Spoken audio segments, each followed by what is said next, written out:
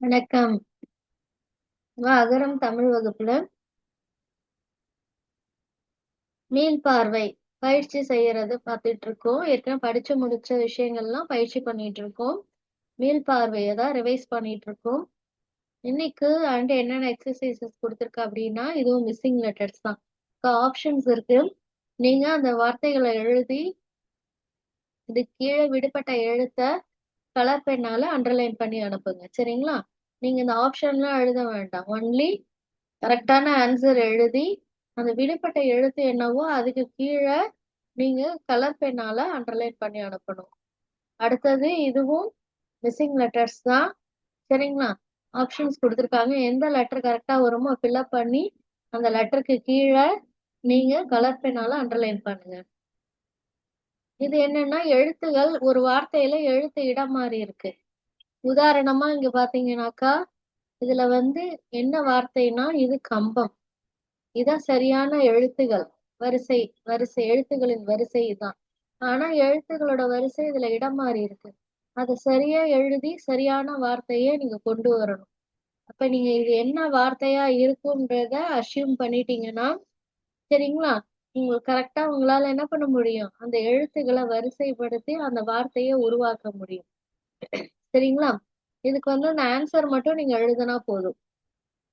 ஆனா ஹெட்டிங் போடணும். முறைப்படுத்தி எழுதுவோம்னு ஹெட்டிங் போட்டுட்டு ஆன்சரை மட்டும் எழுதி அனுப்புங்க. சரிங்களா? நீங்களாவே தான் கண்டுபிடிக்கணும். யாரோட ஹெல்ப் எடுக்கக்கூடாது. சரிங்களா? ஏன்னா எக்ஸாம்க்கு வந்ததுன்னா நீங்க தான் கண்டுபிடிச்சாகணும். அடுத்தது விடுபட்ட இதுவும் மிஸ்ஸிங் லெட்டர்ஸ் தான். கிழமைகளோட பெயர்கள் இருக்கு. அதுல எந்த எழுத்து விடுபட்டிருக்கோ அதை எழுதி அது கீழே கலர் பெண்ணால அண்டர்லைன் பண்ணி அனுப்பணும். இதுவும் மிஸ்ஸிங் லெட்டர்ஸ் தான். இது தமிழ் மாதங்களோட பெயர். சரிங்களா? நீங்க இந்த மாதிரி பாக்ஸாலாம் போடணும்னு இல்லை. நீங்க கரெக்டா நேரடியாவே நோட்ல எடுத்து வார்த்தை எழுதி விடுபட்ட எழுத்தை ஃபில்அப் பண்ணி அண்டர்லைன் பண்ணி அனுப்புங்க. அடுத்தது பொருத்துவோம். இங்க இங்கிலீஷ்ல திசைகளோட பெயர் இருக்கு. இந்த இங்கிலீஷ்ல ஈஸ்ட்னா என்ன வரும்ன்றத, சரிங்களா, இங்க ஆப்ஷன் கொடுத்துருக்காங்க. நீங்க என்ன பண்ணணும்னா ஈஸ்ட் அப்படின்னு போட்டு ஒரு ஹைஃபன் போட்டு ஈஸ்ட்னா என்ன, தெற்கா கிழக்கா வடக்கா மேற்கான்னு எடுத்து எழுதணும். அப்படி எழுதுனா போதும். சரிங்களா? அடுத்தது இதுவும் மிஸ்ஸிங் லெட்டர்ஸ். இதுக்கு ஆப்ஷன் கொடுத்துருக்காங்க.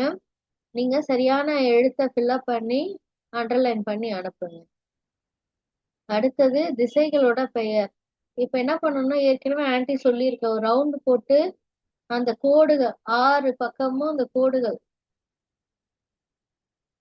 சரிங்களா, 1 2 3 4 இப்படி கிராஸ்ல மொத்தம் எத்தனை திசைகளுக்கு 8 திசைகள் இருக்கு இல்லையா, அதுக்கேத்த மாதிரி இந்த கோடுகளை நீங்க போட்டு இப்படி கிராஸ் பிளஸ் கிராஸ் போட்டீங்கனாலே உங்களுக்கு அது எந்த திசைன்னு தெரியும். அந்த திசைக்கு நேரா திசையோட பெயரை எழுதி அனுப்புங்க. பார்க்காம தான் செய்யணும். அடுத்தது பின்வரும் வினாக்களுக்கு விடை கூறுக. நீங்க எதுவும் செய்ய வேண்டாம். இந்த கொஸ்டினை அப்படியே நோட் புக்ல எழுதிட்டு ஒரே ஒரு வார்த்தையில ஆன்சர் பண்ணா போதும். உமக்கு தெரிந்த மரபு விளையாட்டுகள் சிலவற்றின் பெயர்களை கூறுக. சரிங்களா? ஏற்கனவே மரபு விளையாட்டுகள் நீங்க படிச்சிருக்கீங்க. அதுல உங்களுக்கு தெரிஞ்சது எனி போர். எனி போர் அதோட பேரை லைனா எழுதுங்க. அது மாதிரி இந்த கொஸ்டின் எழுதிட்டு ஒரு வாரத்தின் கிழமைகளை வரிசையாக கூறுக. வாரத்தோட கிழமைகள், கிழமைகள் இருக்கு இல்லையா, அந்த கிழமைகளோட பெயர்களை நீங்க வரிசையா பார்க்காம எழுதணும். இது தமிழ் மாதங்களில் முதல் மாதம் எது? இந்த கொஸ்டின் எழுதிட்டு தமிழ் மாதத்தோட ஃபர்ஸ்ட் ஸ்டார்டிங் என்ன மாதம் ஸ்டார்ட் பண்றீங்க தமிழ் மாதத்துல, அதோட பெயரை மட்டும் எழுதுனா போதும். அடுத்தது உனக்கு பிடித்த மாதம் எது, ஏன்? உங்களுக்கு தமிழ் மாதங்கள்ல எந்த மாதம் பிடிக்கும் அப்படின்னு சொல்லிட்டு அந்த மாதத்தோட பெயரை எழுதுங்க. எழுதிட்டு ஏன்னு கேக்குறாங்க இல்லையா, அது பனிக்காலம், இளவேனில், முதுவேனில் அப்படின்ற மாதிரி நீங்க ஆன்சர் பண்ணா போதும். சரிங்களா? அந்த மாதத்தோட பெயரை எழுதிட்டு அந்த மாதத்துல என்ன காலம் வரும் அந்த காலத்தை மட்டும் எழுதுனா போதும். அடுத்தது உனக்கு பிடித்த மரபு விளையாட்டு எது, காரணம் கூறுங்க. உங்களுக்கு பிடிச்ச மரபு விளையாட்டு, சரிங்களா, ஏற்கனவே மரபு விளையாட்டை லிஸ்ட் அவுட் பண்ணிருக்கீங்களா, உங்களுக்கு பிடிச்சது ஏதாவது ஒண்ணு எழுதுனா போதும். சரிங்களா? காரணம்லாம் வேண்டாம், ஒண்ணு எழுதுனா போதும். சரிங்களா? அடுத்தது பொருத்தமற்றதை நீக்குக. இதுல ஏற்கனவே பாத்தீங்கன்னா ஆட்மேன் அவுட்ன்னு சொல்லுவாங்க இல்லையா? அதாவது நீங்க இங்கிலீஷ்ல அதெல்லாம் பண்ணிருப்பீங்க. 3 வேர்ட்ஸ் இருக்கும். 3 வேர்ட்ஸ்ல ரெண்டு ரெண்டு வேர்ட்ஸ் ஒரே மாதிரியான மீனிங் தரும். சரிங்களா? ஒரே மாதிரியான ஃபேமிலில இருந்து வந்திருக்கும். இன்னொரு வேர்டு ஆட்மேன் அவுட்ன்னு சொல்லுவாங்க இல்லையா? அதுக்கு சம்பந்தமே இருக்காது. அதேதான் இங்கேயும். இப்ப கொள்ளு, சாமை, களி. இப்ப இதுல எது ஆட்மேன் அவுட் அதை மட்டும் நீங்க ரவுண்ட் பண்ணா போதும். இது ஃபுல்லா எழுதிடுங்க. எழுதிட்டு எது ஆட்மேன் அவுட், கொள்ளா, சாமையா, களியா? சரிங்களா? எது பொருந்தாத இருக்கு இந்த வார்த்தைகள்ல எதெல்லாம் இந்த ஃபேமிலியில பொருந்தாம வருது? சரிங்களா? அதே மாதிரிதான் இதுவும். சந்தேகம் இருந்தா கேளுங்க, ஆன்ட்டி எக்ஸ்பிளைன் பண்றேன். அடுத்தது எடுத்து எழுதுவோம். இது ஒண்ணும் இல்லை. நீங்க இப்ப 19 அப்படின்னு போட்டுட்டு ஹைஃபன் போட்டு 19 தமிழ்ல எப்படி எழுதுவீங்க? அந்த தமிழ்ல எழுதி அனுப்பணும். சரிங்களா? 19க்கு தமிழ்ல என்ன அதை எழுதணும். இதே மாதிரி போடணும் வேண்டிய அவசியம் இல்லை. 19 போட்டு ஹைஃபன் போட்டு தமிழ்ல எழுதுங்க.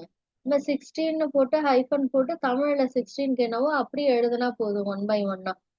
அடுத்தது எல்லாமே பார்க்காம தான் செய்யணும். ஆல்ரெடி நீங்க படிச்சாச்சு.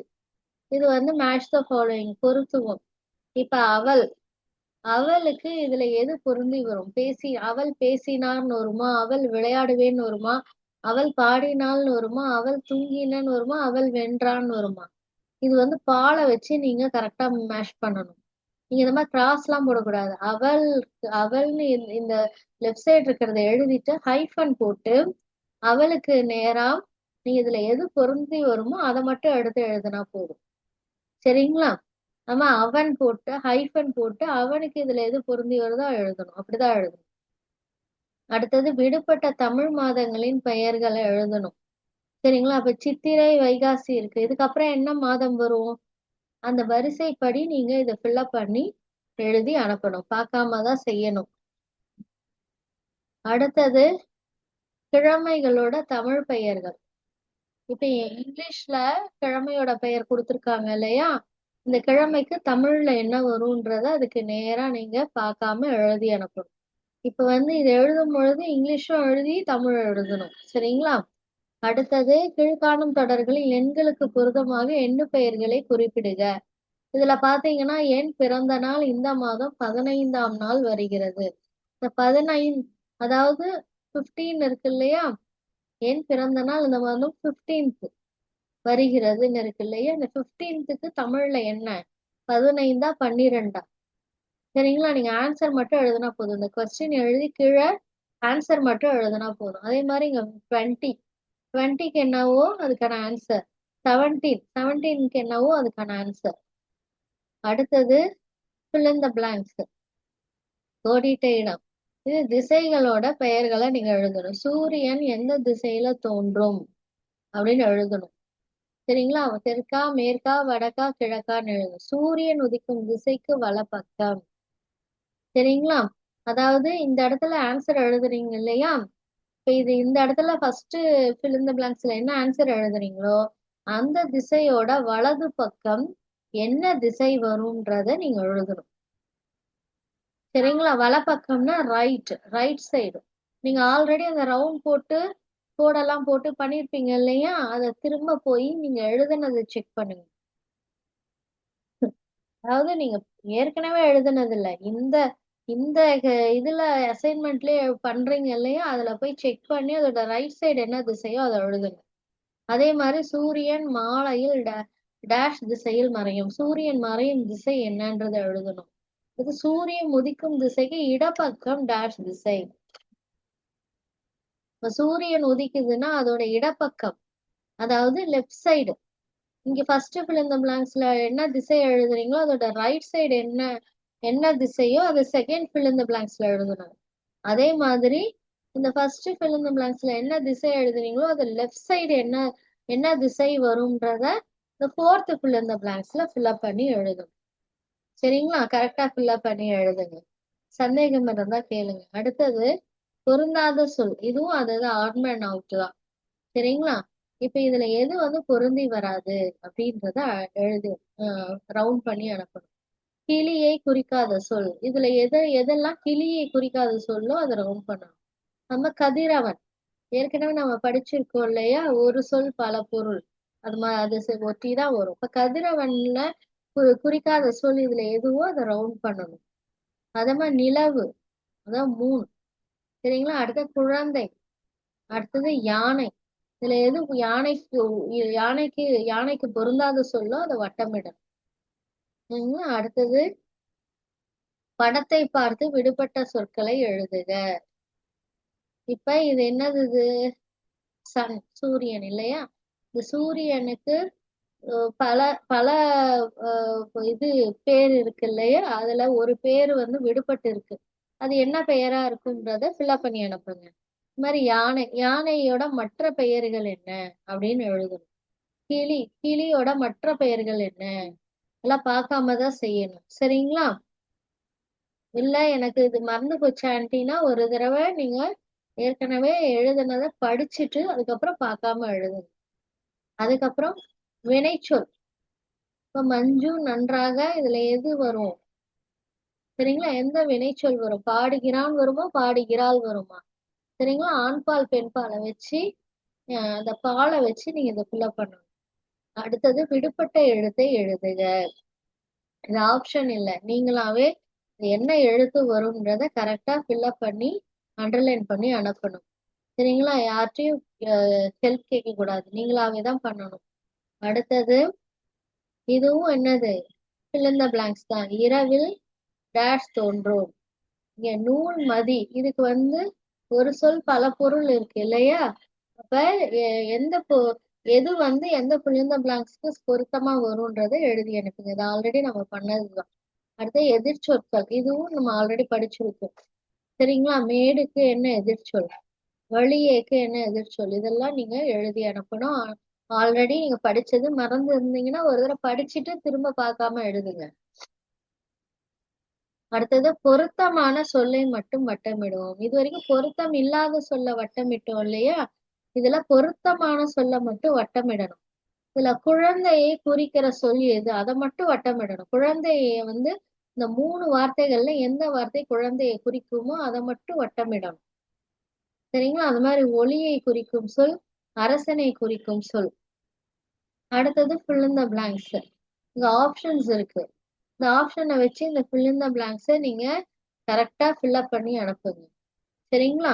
பெயர்ச்சொல் வினைச்சொல் வந்து எது கரெக்டா பொருந்தி வரும்ன்றத புரியலன்னா கேளுங்க.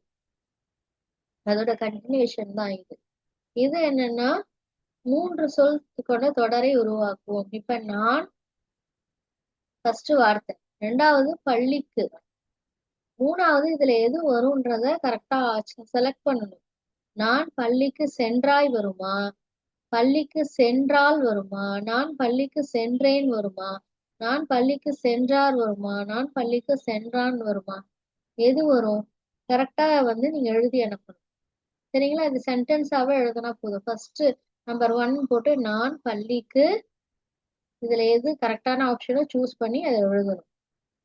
அதே மாதிரி கவின் இப்ப நம்பர் 2 போட்டு கவின் பள்ளிக்கு, இதுல எது சரியான ஆப்ஷனோ செலக்ட் பண்ணி எழுதணும்.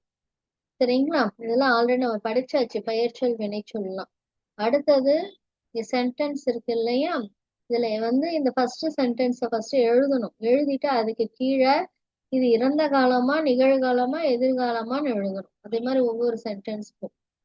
அடுத்தது இது வந்து இதுவும் பால், அதாவது பால் வச்சு எழுதணும். ராமு ராணுவத்தில் பணி, இதுல எது கரெக்டா வரும்? ஆண் பாலா அந்த பெயர்ச்சொல் எதுன்னு பார்க்கணும். ஆண் பாலா, பெண் பாலா, பலர்பாலா, பலவின் பாலா, ஒன்றன் பாலான்னு பார்த்து அதுக்கேத்த மாதிரி ஆப்ஷனை சூஸ் பண்ணி ஃபில்அப் பண்ணணும். அடுத்தது கலைந்துள்ள சொற்களை ஒழுங்குபடுத்தி வரிசையாக எழுதுக, வரிசை தொடராக எழுதுக, சரியான தொடராக எழுதுக. இப்ப பாத்தீங்கன்னா நீங்க ஒரு வார்த்தை இருந்ததுன்னா அதுல எழுத்துக்கள் மாறி இருக்கும் இல்லையா, அதே மாதிரி ஒரு சென்டென்ஸ்ல வார்த்தைகளே மாறி இருக்கும். இறுதி நாள் சனிக்கிழமை வாரத்தில், இதுல எது ஃபர்ஸ்ட் வரும், எது செகண்ட் வரும், எது தேர்ட் வரும்ன்றத கரெக்டா எழுதுங்க.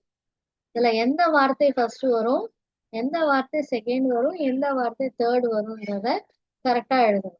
இத முயற்சி பண்ணுங்க. சரிங்களா? தெரியலன்னா கேளுங்க, ஆன்டி சொல்லி தரேன். சரிங்களா? இது போலதான் அசைன்மெண்ட் செல்ல குட்டீஸ். தேங்க்யூ.